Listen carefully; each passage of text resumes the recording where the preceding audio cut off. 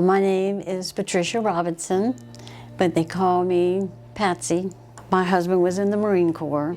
He spent 10 years in the Marines. His last tour was in Vietnam. When he came back from Vietnam, he says, I'm not going to put my family through it again. I'm getting out. He did. My youngest one just turned 2. He turned 2 in January, and my husband passed away that March. It was sudden.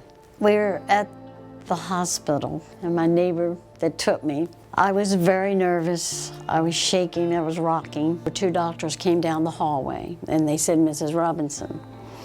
And I said, yes. And they said, we have bad news.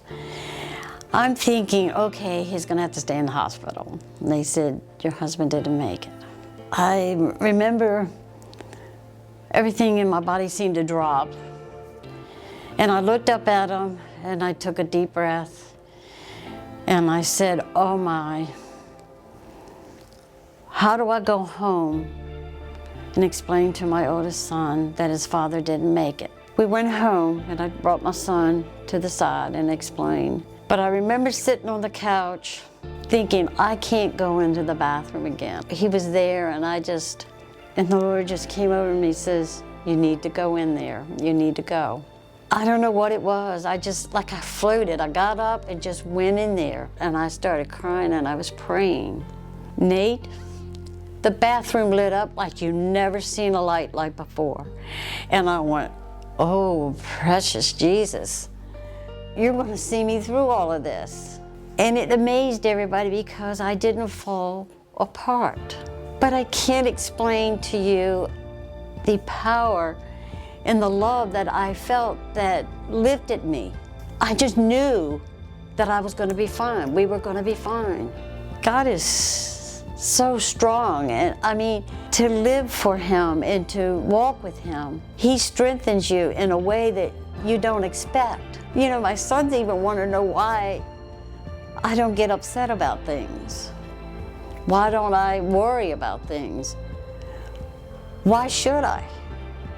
I've given it all to Him.